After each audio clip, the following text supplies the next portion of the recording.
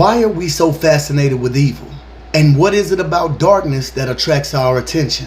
Even though most of us would consider ourselves morally upright, I believe that it is coded in our minds to be intrigued by evil things. The truth is, even though most of us do a great job at fighting the urge to commit what some may deem as evil acts, we would be lying if we said that we haven't had thoughts of rage and violence to course through our minds more often than we would like to admit. When we look at someone like Jeffrey Dahmer, the violent acts of murders that he committed, we are filled with a variety of thoughts and emotions. The main one being fear. How could someone kill like he did with zero remorse? To not only actually hunt his victims, but to take pleasure in subduing them and in some cases, eating their flesh. You see, it's one thing for the human mind to process watching a horror movie as a form of entertainment, but it's a whole nother thing when we encounter the boogeyman in real life. My question is, why do we fear Jeffrey Dahmer and those like him? After all, Jeffrey Dahmer was just a man, a human being like each and every one of us. 2 arms, 2 legs, 10 fingers, 10 toes, with no discernible superpowers. I mean, once the police actually caught on to what he was doing, he was easily apprehended. And the people exclaimed, "Thank God, we got Jeffrey Dahmer off the streets." Now that was about 30 some odd years ago. Jeffrey Dahmer was locked up and eventually murdered in prison. I can hear the people saying now, he got what he deserved and justice was served. Well, that may be the case, but I have a few questions for you.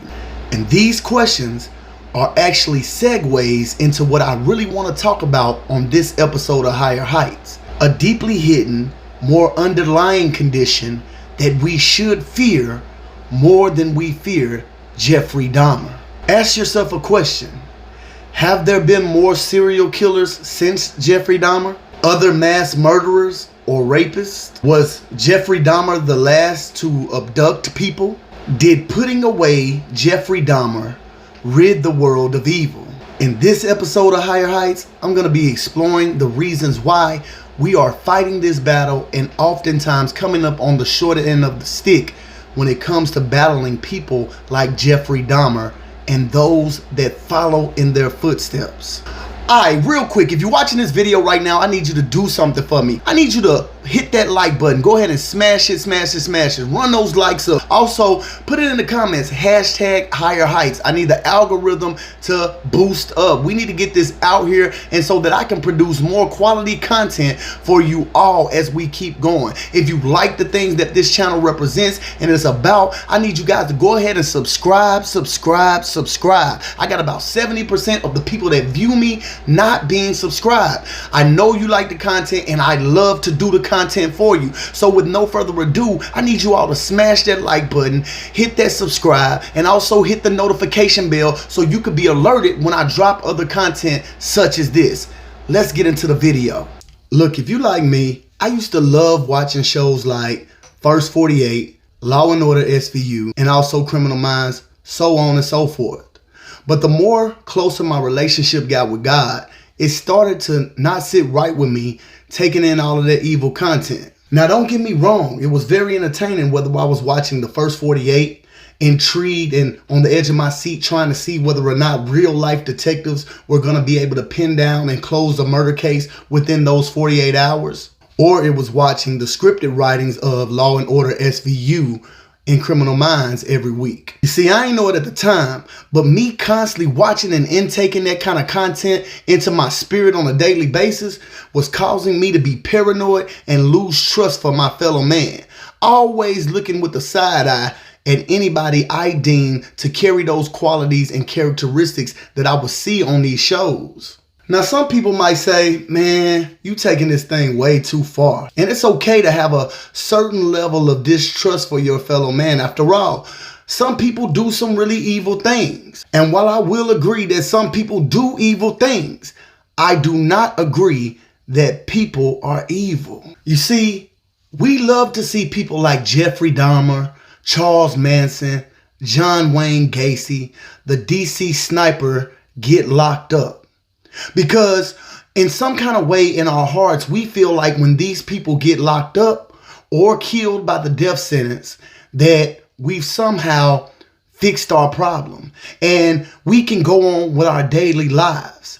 You see, in the midst of the tragedies that these people have caused in people's lives, we have a fear that some evil is out here on the lurk, and we can't sleep and rest until these people are off the streets. But the sad reality is, no matter how many Hitlers, Saddam Husseins, or Joseph Stalins we get rid of, evil still remains a constant present and force in this world that we live in. You see, we like to put a face on evil, when in reality, evil has no face. Evil is a mindset. Evil is something that seeps into a man's spirit.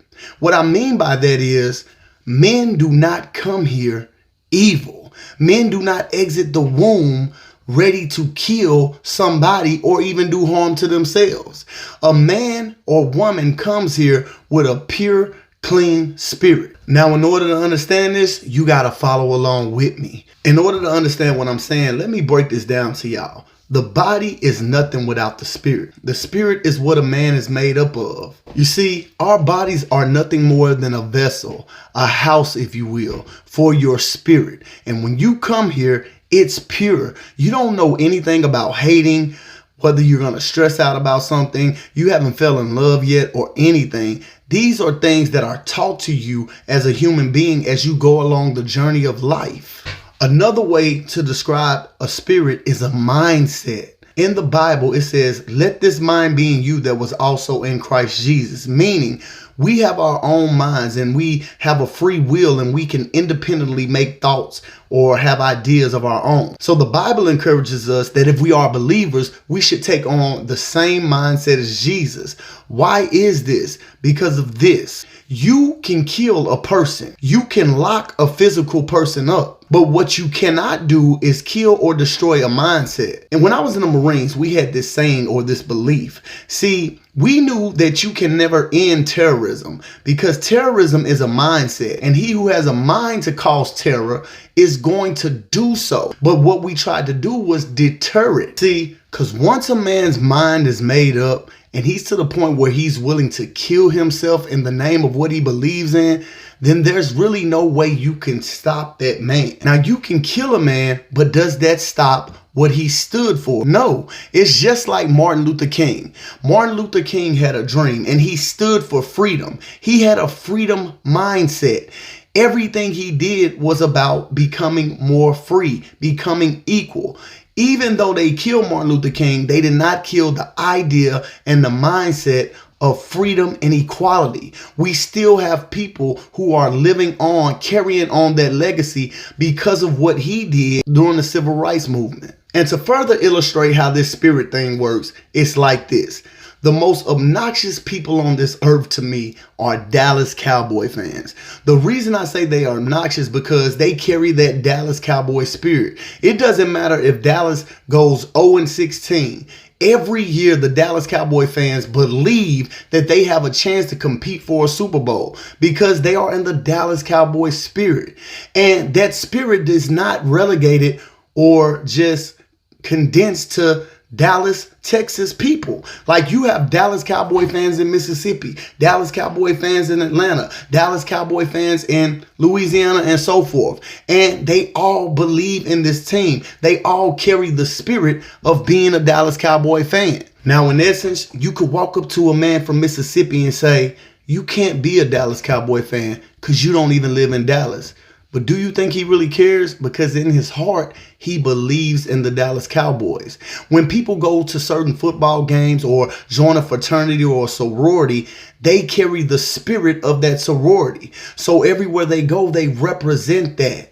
And that's the same way it works with the spirit of darkness, with the spirit of evil. The reason I say we fighting a losing battle when it comes to fighting evil is because Satan laughs at us when we give credit to a human being for being able to cause this much havoc. Because he knows Even when we lock the Jeffrey Dahmers of the world up, even when we kill them, there are going to be 1,000 other Jeffrey Dahmers who are willing to let that spirit inhabit this vessel. You see, the Bible says in Ephesians 6:12, "For we wrestle not against flesh and blood, but against principalities, against powers, and rulers of darkness of this world, against spiritual wickedness in high places." See, what this says to me is as long as we're sitting around here blaming each other, hating each other, and wanting to hurt each other, the enemy gets away scot-free and continues to wreak havoc on this earth.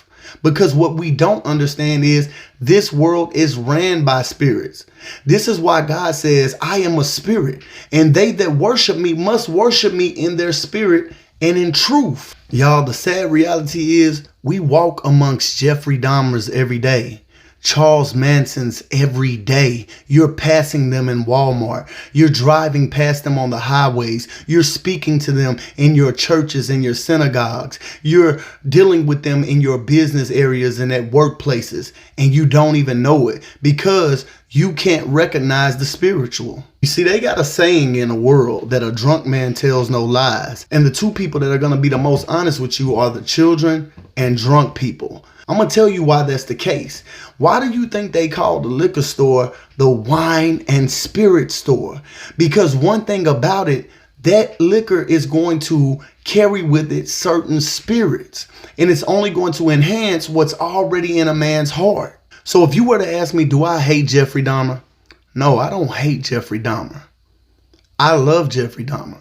I hate what he did because I know one thing. Jeffrey Dahmer is gone.